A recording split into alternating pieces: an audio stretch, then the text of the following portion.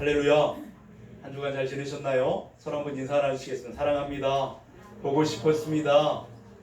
한 주간도 애쓰셨습니다. 수고하셨습니다. 험한 세상 살아오시느라고 애쓰셨습니다. 우리 하나님 여러분을 통해서 늘 영광을 받으시기를 원합니다.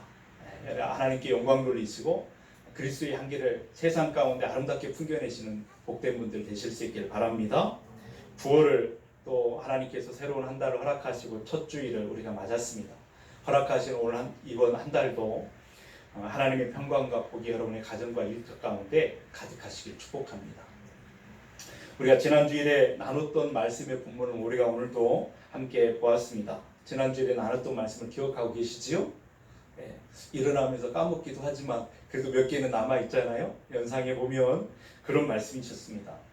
마가복음 8장 31절에서 예수님께서는 처음으로 내가 이제 고난을 받고 죽어야 된다라고 하시는 말씀을 처음 언급하셨습니다.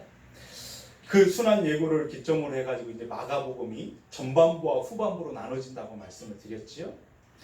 그래서 마가복음의 후반부로 갈수록 이제 예수님과 예수님을 적대시하는 적들, 예수님의 원수들이 이제 갈등이 점점 심화되어져 가는 그런 양상으로 보여졌습니다. 그래서 이제 급기야는 오늘 말씀에도 나타나지만 예수님을 죽여야 되겠다, 붙잡아서 죽여야 되겠다라는 생각에 이를 때까지 그 갈등이 심화되어져 가지요. 그리고 이제 조금 더 지나면 예수님은 십자가에 달리시는 그런 일이 되게 됩니다. 그런가 하면 이제 예수님을 따르던 제자들은 그 순환 예고가 있은 후에 이제 당황하면서 또 혼란에 빠지면서 갈팡질팡하는 그들의 모습을 우리가 보게 된다, 이렇게 말씀을 나눴습니다. 오늘 본문에도 그런 말씀이 나오는 거예요. 예수님을 적대하는, 예수님을 대적하는 자들이 예수님의 말씀을 책잡기 위해서 악한 의도를 가지고, 그 동기를 가지고 예수님 앞에 찾아왔던, 그래서 예수님을 만나는 그런 장면을 우리가 보게 됩니다. 지금 예수님께 찾아온 이 사람들은 어떤 사람들이었는가? 오늘 말씀해 보니까 바리새인들이었고 헤롯 당원들 가운데 일부가 예수님께 찾아왔다고 말하고 있죠. 우리가 지난 주일에도 함께 나눴던 것처럼 이 사람들은 모든 면에서 서로 많은 부분이 다른 사람들이었습니다. 세상을 살아가는 방식도 달랐고 세계를 바라보는 관점도 달랐습니다. 그러다 보니까 서로 비판적이었어요. 서로 비판하면서 서로 견제하면서 서로 하나가 될 수 없는, 결코 하나를 이루어서 손잡고 갈 수 있는 사람들이 아니었다는 것입니다. 그런데 이들이 함께 손을 잡고 예수님께 나왔어요. 친한 척하면서 나왔단 말이에요. 이게 무슨 말일까요? 예수님을 붙잡아서 죽이고자 하는 마음의 그 목표가 일치함을 통해서 지금 함께 예수님께 나온 것입니다. 그리고는 그들은 마음에도 없는 그런 말을 내뱉죠. 예수님을 막 죽여 세웁니다. 14절에 그렇게 말하잖아요. 당신은 참되신 분이십니다. 아무도 꺼리는 일이 없으십니다. 이는 사람을 외모로 보지 않고 오직 진리로서 하나님의 도를 가르치기 때문입니다. 이렇게 말하면서 그렇게 예수님을 죽여 세웠습니다. 이렇게 예수님을 막 죽여 세우니까, 그리고는 그 다음에 자기들이 진짜 하고자 하는 말을 이제 그 다음에 이제 말을 꺼내게 됐죠. 그래서 예수님을 꼼짝달싹 못하게 만들려고 하는 악한 의도를 가지고, 올무를 가지고 그렇게 질문을 내뱉는 그런 모습을 보게 됩니다. 그 질문이 뭘까요? 14절 후반절부터 이제 15절 전반부에 나와 있는데 거기 이렇게 말하죠. 그들의 질문이 이것입니다. 가이사에게 세금을 바치는 것이 옳습니까? 옳지 않습니까? 우리가 바치리이까 말리이까? 이렇게 물었습니다. 여러분이 여기서 말하는 게 가이사는 누구냐면 로마의 황제 시저를 일컫는 그런 호칭이 있죠. 그때 유대는 로마의 식민지였습니다. 그러니까 이들이 질문하는 것은 뭐냐면, 자신들을 식민지 백성으로 지배하고 다스리는 로마의 황제에게 우리가 지금 세금을 내는 것이 맞습니까? 맞지 않습니까? 옳은 일입니까? 그런 일입니까? 우리가 바치리이까 말리이까? 이렇게 묻는 것이죠. 여기 그들이 내야 되는 그 세금은 로마가 다스리는 모든 지역에 이제 똑같이 그 인두세 형식으로 거두게 되는 세금이었습니다. 그래서 이제 남자는 만 14세에서 65세까지, 여자는 이제 12세에서 좀 더 낫지요. 12세에서 65세까지 모든 사람이 다 한 데나리온씩 로마 당국에 내던 내도록 했던 그런 세금이었단 말이죠. 이 세금을 세리들이 이제 거둬들여 가지고 로마 당국에 직접 보냈습니다. 그런데 이들이 했던 이 지금 질문은 굉장히 악의적이면서도 굉장히 교묘합니다. 그래서 이렇게 대답을 해도 걸리고 저렇게 대답을 해도 걸리게 되는 아주 올무를 씌워놓고 이렇게 하는 그런 모습을 보게 되죠. 예를 들어서 예수님께서 그 세금을 내지 마라 이렇게 말하면 누가 기분이 나쁠까요? 누가 들고 일어날까요? 세금 내지 말라 그러면 누가 일어날까? 헤롯 당원들이 기분 나쁠 거예요? 들고 일어날 것입니다. 가만히 있지 않을 거예요. 이 사람들은 로마에 의해서 권력에 아부하고 권력을 쥐었던 헤롯의 가문과 연결되어 있잖아요. 그래서 로마의 덕을 받습니다. 로마의 덕을 보고 기득권을 차지하고 지금 자기들이 먹고 마시고 누리는 모든 것들에 그런 어떤 혜택을 누리는 그런 사람들 아니었겠어요? 그렇기 때문에 로마가 하는 정책에 찬성합니다. 로마가 하는 모든 일에 협조하면서 세금을 당연히 맞춰야 된다고 생각했던 사람들이 바로 이들 아니었겠어요? 그런데 예수님이 지금 세금 내지 말라 이렇게 말하면 그들은 벌떼처럼 일어나게 될 거예요. 예수님을 반역자라고, 로마의 반역자라고 그렇게 말하면서 또 세법을 어기는 자라 이렇게 말하면서 그렇게 고발할 것이 틀림이 없었습니다. 근데 반대로 예수님이 그럼 세금을 내라 이렇게 말씀하시면 어떨까요? 누가 기분 나쁘고 일어날까요? 바리새인들이에요.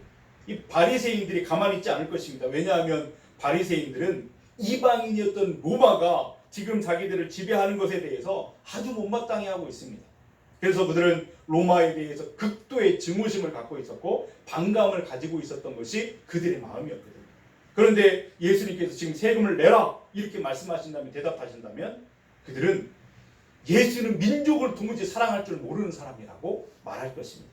민족의 반역자라고 매국노라고 그렇게 덮어씌우고 예수님을 몰아붙일 것이 틀림없습니다.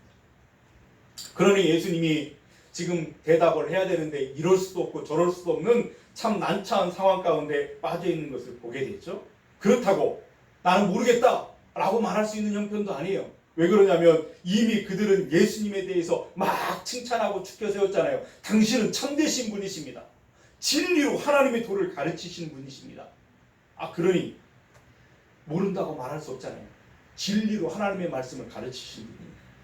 그 둘러서 많은 사람들 앞에서 그들의 이 질문은 예수님을 망신시키고 예수님을 체포하여 그렇게 죽이려고 하는 그런 계획이 있었다는 사실을 보게 돼요. 잘못 대답하면 거기에 말려들게 될 것입니다. 여러분 그렇게 어려운 문제 앞에 지금 예수님이 서 있는 것이죠. 그리고 이들은 마음속에 그 질문을 던져놓고 쾌재를 불렀을 것입니다. 왜요? 이제 예수를 잡았다. 꼼짝없이 이제 예수는 잡히게 되었다. 우리가 파놓을 함정에 빠지게 될 것이고 우리는 그것을 이제 올무 씌워서 이제 그를 잡으면 된다. 이들은 이겼다고 생각했을 것입니다. 그런데 그 다음에 상황이 전개되는 것을 보면 참 놀랍게 전개돼요. 이 사람들이 예상했던 대로 계획했던 대로 예수님이 그들이 파놓은 함정에 빠져갖고 올무에 걸렸는가? 아니었습니다. 그들로서는 도저히 상상도 할 수 없는 그런 일들이 전개되는 그런 모습을 우리가 보게 됐죠. 여러분 우리 속담에 뭐 그런 말 있잖아요. 닭을 쫓던 개가 어디를 쳐다본다고요? 지붕 쳐다본다. 이렇게 어떤 내용이겠어요? 한 마당에 개하고 닭이 이렇게 거닐고 있었어요. 개가 닭을 막 쫓는 거예요. 배고팠던 모양이에요. 막 닭을 쫓으니까 닭이 놀래가지고 막 도망가는데 딱 가로막힌 사방이 가로막힌 곳에 딱 맞닥뜨리게 있었어요. 이제 개는 이제 앞발로 탁 쳐가지고 잡아먹으면 되는 것입니다. 그 절대절명의 위기 가운데 개가 이제 꽉 덮치려고 하는데 도무지 개가 꿈에도 상상하지 못한 일이 벌어지고 말았어요. 닭이 꼭 뛰어가더니 막 날개짓을 하면서 위로 탁 치솟아 날아 올라가는 거예요. 그리고 지붕에 착 앉더니 저 밑에 서서 쳐다보는 개를 한심한 듯이 쳐다봅니다. 여러분 개는 닭이 날아올 것이라고 하는 것은 상상도 못하는 일이었어요. 그래서 멍하니 지붕만 물끄러미 쳐다본다 라고 하는 이야기, 거기에 대한 속담이 그것 아니겠어요? 무슨 말을 하는 거냐면 자기가 계획하고 자기가 의도했던 상황이 진행되지 않고 뜻밖의 어떤 사건이 일어났을 때 그 일을 진행했던 사람이 혼란에 빠지는 모습을 보여주는 이야기가 바로 그 이야기죠. 오늘 이 바리새인과 헤롯 당원들이 똑같습니다.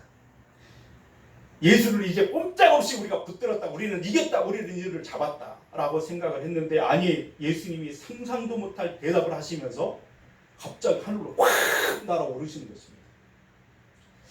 예수님은 자신들이 생각하는 그런 수준에 머물러 계신 그런 분이 아니었어요. 본래부터 그들과는 차원이 다른 분이 바로 예수님이셨죠.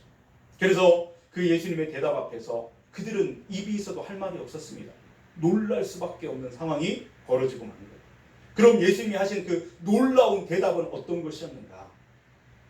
첫 번째로 그의 대답은, 예수님께서는 옳고 그른 문제, 그것을 묻기 위해서 가지고 나온 그들의 문제를, 옳고 그름의 문제를 존재의 문제로 바꾸셨어요. 그리고 그들에게 놀라운 대답을 하신 것을 보게 됩니다. 여러분, 이게 무슨 말이냐면, 바리새인과 헤롯 당원들의 질문이요, 이런 질문이었잖아요. 가이사에게 세금을 바치는 것이, 내는 것이 옳습니까? 그렇습니까? 잘못된 것입니까? 라고 묻는 옳고 그름의 문제였습니다. 그리고 그 대답에 그것에 대한 대답은 입장에 따라서 다 다를 수밖에 없었다는 거예요. 우선 바리새인들의 입장에서는 법보다 민족 감정이 우선이었고 더 중요하게 여기는 사람들이었습니다. 그러다 보니까 민족 감정의 입장에서 본다면 세금을 내지 않는 것이 옳은 일이었어요. 그러나 헤롯 당원들 입장에서 본다면 그들은 민족 감정보다 법이 우선하고 있었습니다. 법대로 한다고 한다면 세금을 내는 것이 마땅한 것이고 옳은 일이었죠. 그렇기 때문에 예수님께서는 민족 감정에 입각해서 대답을 하셔도 걸리는 것이고, 법에 입각해서 대답을 하셔도 그것은 걸리는 문제였습니다. 그런데 여기서 예수님께서 그 문제를 존재의 문제로 바꾸셨어요. 이 무슨 말인가 하면, 보십시오. 15절에 보니까, 15절 우리 한번 같이 읽어볼까요? 우리가 바치리이까 말리이까 한데 예수께서 그 외식함을 하시고 이르시되 어찌하여 나를 시험하느냐? 데나리온 하나를 가져다가 내게 보이라 하시니. 아멘. 지금 예수님께서는 그들이 순수하지 못하고 외식하는 마음으로 그 예수님을 시험하기 위해서 하는 질문이라는 사실을 꿰뚫어 보셨습니다. 그리고 어찌하여 나를 시험하느냐? 그들을 책망하시죠. 그러면서 당시에 통용되던 로마의 화폐, 그 은화 데나리온 하나를 가져오라, 그렇게 말했습니다. 그걸 가져오니까 예수님이 16절에 뭐라고 말씀하세요? 예수께서 이르시되 이 형상과 이 글이 누구의 것이냐? 이르되 가이사의 것입니다. 여러분, 당시에 그 데나리온의 이 은화의 앞면에는 그 어떤 그 로마의 황제 티베리우스의 황제 그 흉상 얼굴이 거기에 새겨져 놓았답니다. 예수님께서 그 형상에 누구 것이냐고 물으니까 그것은 가이사의 것입니다. 가이사의 형상입니다 라고 말했던 거예요. 그랬더니 17절에 예수님이 대답합니다. 이에 예수께서 이르시되 가이사의 것은 가이사에게, 하나님의 것은 하나님께 바치라. 이건 정말 놀라운 대답이셨죠. 예수님께서는 로마 황제의 얼굴에 새겨진 그 데나리온을 확인시켜 주더니 이건 가이사의 형상이다. 그러니 가이사의 것은 가이사에게 바치라. 세금으로 내라는 것입니다. 그렇다면 이게 왜 존재의 문제인가? 생각해 보십시오. 지금 로마 전역에 통용되고 있던 은화, 그 표면에는 한 사람의 얼굴이 새겨져 있었습니다. 그 한 사람의 얼굴은 누구냐면 티베리우스라고 하는 사람이라고 말씀드렸어요. 이 티베리우스가 누굽니까? 그냥 그 로마 변방에 저 시골에 이름 없는 어떤 마을에 어떤 이름 없는 한 평범한 남자의 얼굴이었는가? 그렇지 않잖아요. 만약에 그런 사람이라고 한다면 이 은화의 모든 로마 정역에 통용되는 그 화폐에다가 얼굴을 새겨 놓을 일도 없습니다. 그럴 거예요. 왜 거기에 그 은화에다 이 티베리우스라는 사람을 새겨 놓았을까? 이것은 로마를 다스리는 절대 권력자 황제의 얼굴이기 때문에 거기에 새겨 놓은 것입니다. 여러분, 또 이 세금을 그에게 내는 것도 마찬가지예요. 백성들이 왜 그에게, 그 로마 황제에게 그 세금을 바치는 걸까요?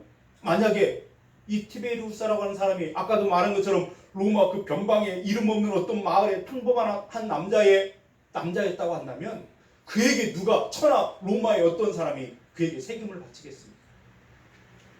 그 사람이 로마의 황제였기 때문에, 황제라고 하는 존재였기 때문에 세금을 냈다라고 하는 거예요. 그래서 결국 가이사의 것은 가이사에게 라고 하는 예수님의 말씀은 그가 황제이기 때문에, 황제라고 하는 존재이기 때문에 그에게 바치라 라고 하시는 그런 말씀이죠. 예수님은 옳고 그름을 묻는 그들에게 존재의 차원에서 대답을 하고 계신 것입니다. 그러면서 동시에 예수님의 이 대답은 어떤 뜻이 담겨 있냐면 로마 황제가 감히 비교할 수 없는 위대한 신분이 있다는 거예요. 진짜 주인이 계시다는 거예요. 진짜 왕이 계시다는 사실을 이 대답을 통해서 선포하고 계신 것입니다. 여러분, 여기 데나리온에는 로마의 황제의 그 얼굴이 새겨 있다고 한다면 이 세상 모든 만물, 하늘과 땅과 바다에 거기 충만한 모든 것들에게는 하나님의 형상이 새겨져 있다는 사실입니다. 하나님의 형상이 거기에 다 찍혀 있습니다. 여러분, 그걸 보여주는 말씀이 로마서 1장 20절인데 거기에는 이렇게 기록합니다. 창세로부터 그의 보이지 아니하는 것들 곧 그의 영원하신 능력과 신성이 그가 만드신 만물에 분명히 보여 알려졌나니 그러므로 그들이 핑계하지 못할지니라. 이 무슨 말입니까? 이 세상 모든 만물 모든 것에는 하나님의 능력과 하나님의 신성이 거기에 스며져 있고 거기에 새겨져 있다라는 말씀입니다. 그래서 그것을 보는 모든 사람은 거기에서 무엇을 보냐면 하나님의 위대하심을 발견하게 된다라는 거예요. 나는 하나님을 알지 못했다 핑계할 수 없다라는 거예요. 거기에는 다 하나님의 능력과 하나님의 신성과 하나님의 형상이 거기에 새겨져 있기 때문에. 그러니까 하늘을 바라보고 바다를 바라보고 저 하늘에 떠있는 별들을 그 장엄한 것들을 바라보면서 그러면서 작은 꽃씨 하나에도 거기에 담겨있는 하나님의 생명의 그 놀라운 솜씨를 거기서 발견하면서 하나님의 능력과 신성을 보게 된다 하는 것입니다. 왜냐하면 하나님의 형상이 거기에 찍혀있기 때문에. 그러므로 데나리온의 황제의 얼굴이 새겨져 있기 때문에 황제에게 바치는 것이라고 한다면 온 우주 만물 모든 것이 다 하나님의 형상이 찍혀있다면 그것은 다 누구의 것이라는 말씀일까요? 하나님의 것이라는 거예요. 주인이 하나님이시라는 것을 말씀하고 있는 것입니다. 그러므로 세상 만물은 당연히 그 모두가 다 하나님께 드려져야 될 그런 대상이고 그 마땅한 일이다 라고 하는 것을 거기에 담겨 있는 것입니다. 예수님께서 지금 그 대답을 통해서 세상 만물이 다 하나님의 것임을, 하나님의 소유임을, 하나님의 주인이심을 선포하시는 그런 말씀. 너희들은 그걸 알지 못하느냐 책망하고 있는 것이죠. 그뿐만이 아닙니다. 그 만물 속에는 그 만물 속에서 살아가고 있는 사람도 마찬가지죠. 사람도 역시 하나님의 것이, 왜냐하면 사람에게도 하나님의 형상이 찍혀있기 때문에. 창세기 1장 27절에 하나님이 사람을 창조하실 때 그렇게 창조하셨다고 기록하고 있죠. 하나님이 자기 형상, 곧 하나님의 형상대로 사람을 창조하시되 남자와 여자를 창조하셨다. 우리에게도 하나님의 형상이 찍혀있는 것입니다. 그렇다면 모든 사람도 다 하나님께 바쳐져야 될 하나님이 주인이심을, 하나님의 것임을 깨닫게 되는 것이죠. 그것은 당시에 절대 권력을 가졌던 로마 황제도 예외일 수는 없습니다. 황제도 역시 사람이고 거기에는 하나님의 형상이 찍혀있기 때문에 그도 역시 하나님의 것입니다. 아무리 황제가 로마 제국의 최고의 존재라 자부하고 그렇게 살아간다 할지라도 하나님께 미칠 수는 없는 거예요. 하나님께서는 온 세상에 가장 위대한 존재라고 선포하고 계시는 것입니다. 예수님은 이 대답 속에서 만왕의 왕이신 하나님을 선포하시는 거예요. 하나님, 만유의 주가 되신다라고 선포하고 계시는 것입니다. 그렇기 때문에 유대인들이 세금을 바쳐야 될 진정한 대상은 황제, 그 황제를 넘어 하나님이 계시다는 사실을 알라는 거예요. 그러나 당시의 사람들은 황제에게 바치는 그 세금에 대해서는 민감하게 반응하고 인식하고 있는 반면에 하나님께 세를 바친다라고 하는 것에 대해서는 생각조차 못하고 있다라고 하는 것을 우리가 깨닫게 되지. 그들은 눈에 보이는 황제는 두려워합니다. 그러나 눈에 보이지 않으시는 그러나 진정한 주인이시고 통치자이시고 왕이시는 하나님은 깨닫지 못하고 살아가고 있었습니다. 마치 이들은 앞에서 예수님께서 비유로 말씀하신 악한 포도원의 농부들과 똑같은 사람들이에요. 그 비유가 이렇게 연결이 되는 것이죠. 포도원을 빌려서 농사를 지으면서도 때가 되면 세금을 바쳐야 되는데 세금을 바치지 않았던 악한 농부들과 같았다라고 하는 것을 말해주고 있는 거예요. 그래서 예수님은 이 대답을 통해서 그들을 책망하고 있는 것입니다. 너희들은 당연히 내야 될 그 하나님 앞에 세를 내질 않고 하나님의 것을 하나님께 바쳐야 될 것을 말씀하고 있는 것이죠. 물론 이 바리새인들은 자신들은 세금을 잘 내는 사람들이라고 자부하고 생각했던 사람들이었습니다. 그리고 다른 사람들도 그렇게 생각을 했습니다. 왜냐하면 바리새인들은 성전세를 꼬박꼬박 계산해서 냈습니다. 10의 1조를 철저하게 계산해가지고 하나님 앞에 드리는 사람들이었어요. 그러니 바리새인들은 생각했습니다. 우리야말로 하나님의 것은 하나님께 드리는 사람들이다 생각했을지도 모르겠어요. 그러나 여러분 보십시오. 문제는 그들이 바치는 것은 하나님을 만족시킬 수 없었습니다. 그들이 드리는 것은 하나님을 기쁘시게 하는 것이 아니었어요. 하나님이 원하시는 것도 아니었습니다. 로마의 황제가 원하는 것은 무엇이었냐면 로마 황제는 자기의 얼굴이 새겨진 한 데나리온의 세금만 바치면 그것으로 끝나는 거예요. 그것으로 그만이었습니다. 그러나 하나님은 달랐습니다. 하나님께서는 바리새인들이 드리는 그 박하와 회향과 근처의 11조를 원하시는 것이 아니라고 성경은 말하고 있죠. 마태복음 23장 23절에 주님이 진짜 하나님이 진짜 원하시는 것이 무엇인가를 가르쳐 줍니다. 거기에는 이렇게 기록하죠. 화 있을진저 외식하는 서기관들과 바리새인들이여 너희가 박하와 회향과 근처의 11조는 들이되 율법에 더 중한 바 정의와 긍휼과 믿음은 버렸도다.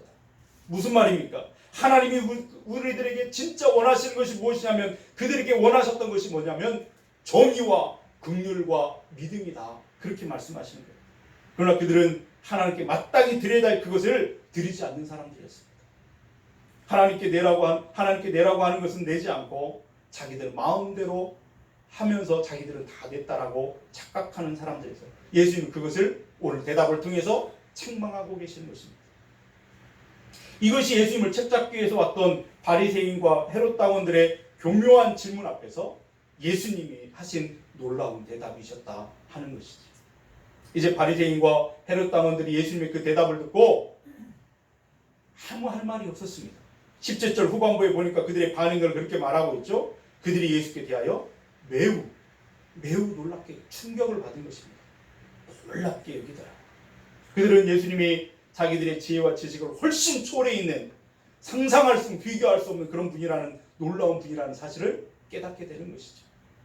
여러분 우리가 이 말씀을 통해서 깨달아야 되는 교훈은 무엇이냐면 우리 주님은 사람의 지혜로는 도저히 가늠할 수 없는 그분은 참으로 위대하신 분이라는 사실입니다.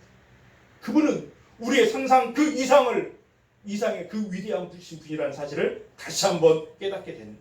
처음에 바리새인과 헤롯 당원들이 자신들은 이제 예수님을 이제 꼼짝 못하게 체포하고 올무에 씌워가지고 그렇게 해야 되겠다고 생각하고 질문을 던졌을 때 그들은 이것이 통할 거라고 생각했습니다. 그러나 예수님은 이 땅에 두 발 딛고 살아가는 인생들과는 비교할 수 없는 지혜를 가지신 분이라는 사실을 대답을 통해서 보여주시죠. 그분은 저 높은 곳에 그 보좌에 앉으신 그분입니다. 그 보좌가 원래 그분의 자리셨죠.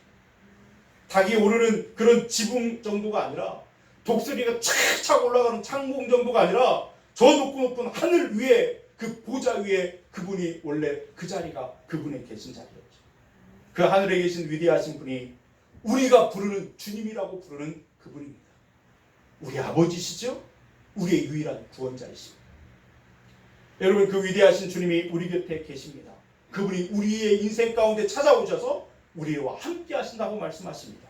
그분이 우리와 함께 하신다면 우리의 길을 인도하신다면 우리가 무엇을 두려워할 필요가 있겠습니까? 무엇에 겁먹을 필요가 있겠습니까? 세상의 환경과 조건이 어떠하든지 주님이 나와 함께 하신다면 두려워할 필요가 없습니다. 그분은 우리의 지혜를 넘는 분이시고 모든 것을 이루시는 그런 분이기 때문에 그분이 우리와 함께 하신다고 말씀하십니다. 여러분 9월달 한 달도 하나님 우리에게 허락하시고 우리와 함께 하신다고 말씀하십니다. 그 위대하신 분. 그러므로 이번 한 달도 담대하게 또 하나님을 바라보는 믿음 가운데 살아가시는 저와 여러분들 될 수 있기를 주님의 이름으로 축원드립니다. 내 자신을 믿고 살아가면 거기까지는 살아갈 수 있을 거예요. 그러나 부딪힐 겁니다. 한계. 우리는 고백할 수밖에 없어요. 하나님 나의 지혜는 나의 능력은 너무나 연약하고 부족합니다.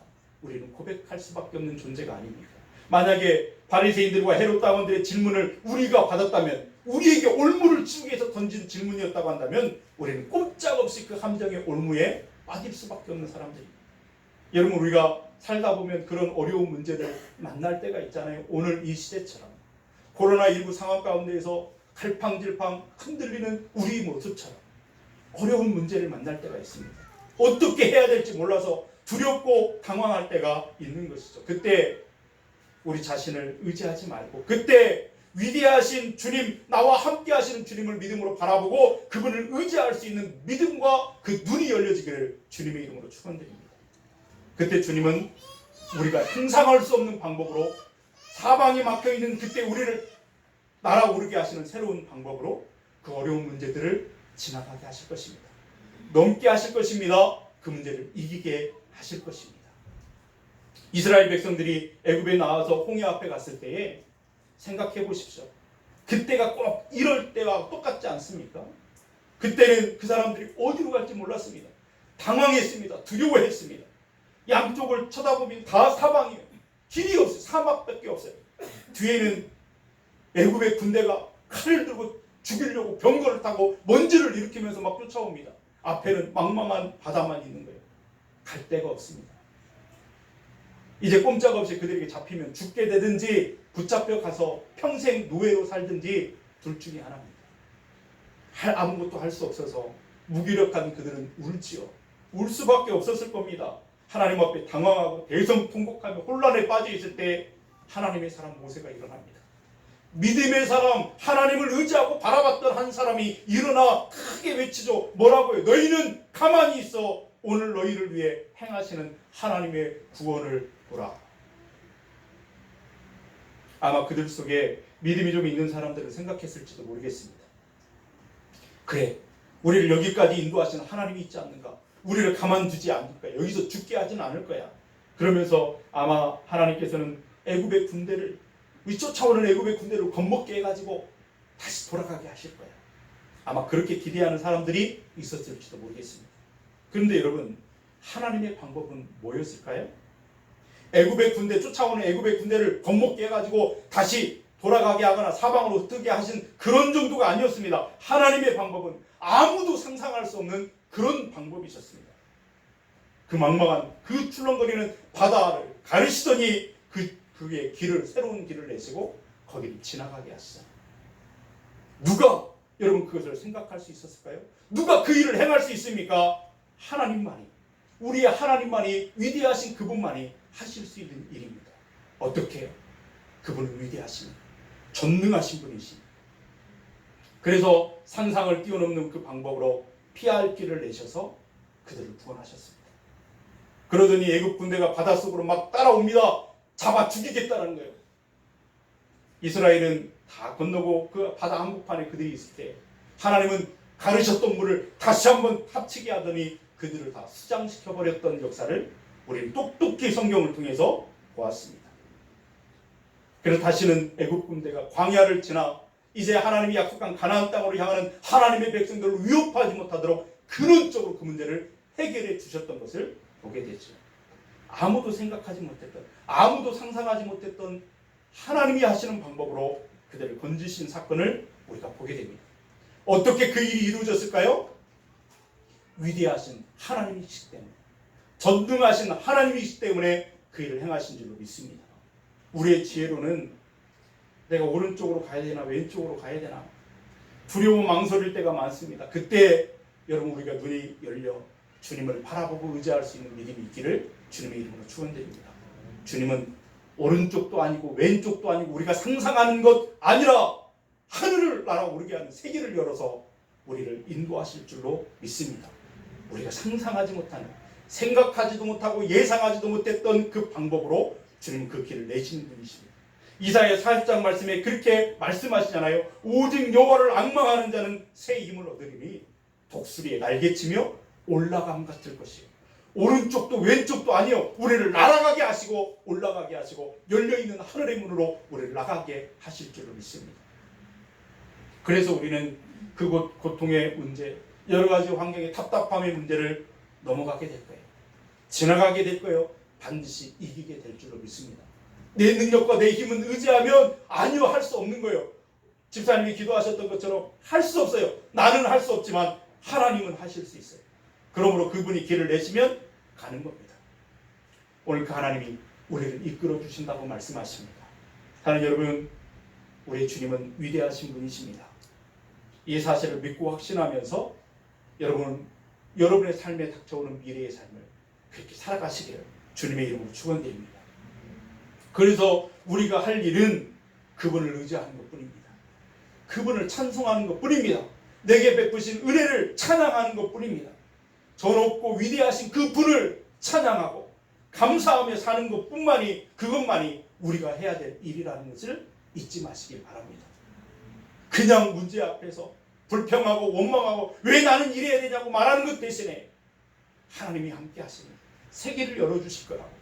나는 답이 보이지 않고 답답하고 그러지만 앞에 있는 문이 닫히면 또 새 문을 여셔서 우리를 가게 하신 하나님, 그 하나님을 만나고 그 하나님을 찬양하는 저와 여러분들 될 수 있기를 주님의 이름으로 축원드립니다. 반드시 승리하신 주님이 그 길로 우리를 인도하실 줄로 믿습니다. 기도하시겠습니다.